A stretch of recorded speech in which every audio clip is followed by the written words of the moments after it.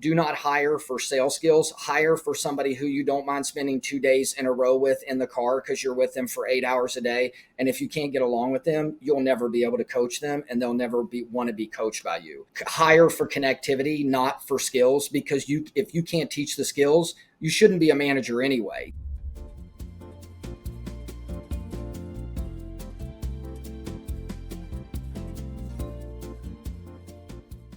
I wanted to ask you about your team structure. So, let's dive into that first, and then I'm curious what you did to be able to retain people for that long and just kind of build up that loyalty. But give us a high level overview. So you had 9 stores. What Yep. did your overall team structure look like? Well, there was me and my wife, right? And we, of course, were heavily involved in the business, and we both knew it inside and out. So you had both of us. But then we had a director of operations who was a young lady by the name of Shakira Brown, who started for us in our very first store. And when she came to work for us, Tarek, it was her first job. She'd never had a job before. And she started and just had a real gift for making fruit arrangements. She was great at it. She had this great demeanor and personality, and she kind of started taking on some responsibilities of running the store, and then eventually ran one of our locations by herself. And she grew into this role of our director of operations. And oddly enough, the very first year the Edible Arrangements franchise gave a Manager of the Year award, she won it.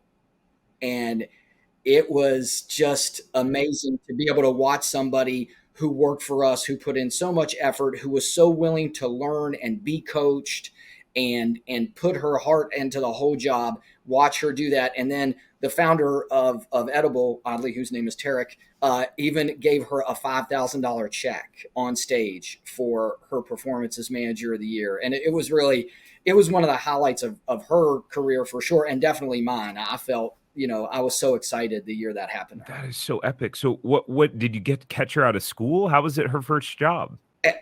It was weird. Like she started having a family very early, very young.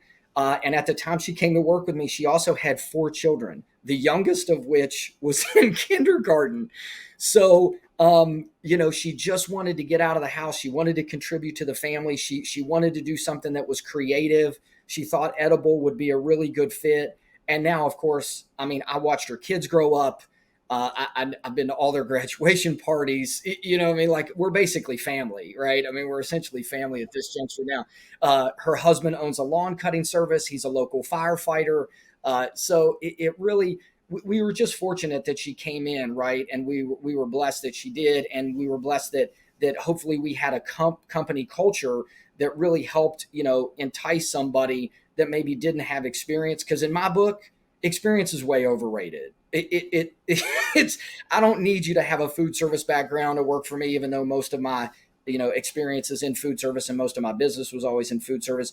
I just wanted to look for somebody who would basically get into our culture the way we're into our culture and believe in our company the way we believe in our company, and I'll teach you the rest.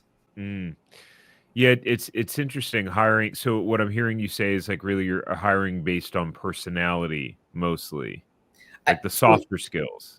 No question, because I used to be, before I got into franchising and business, I was a manager in the pharmaceutical industry.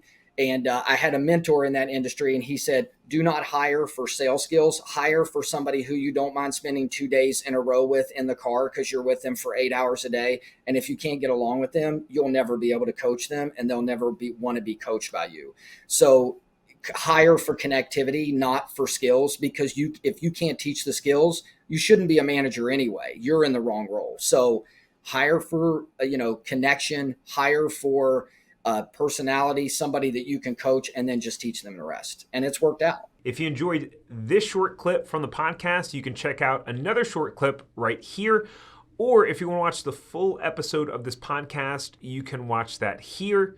And remember, knowledge is not power. It's applied knowledge that's power. Take care. Have a great rest of your day.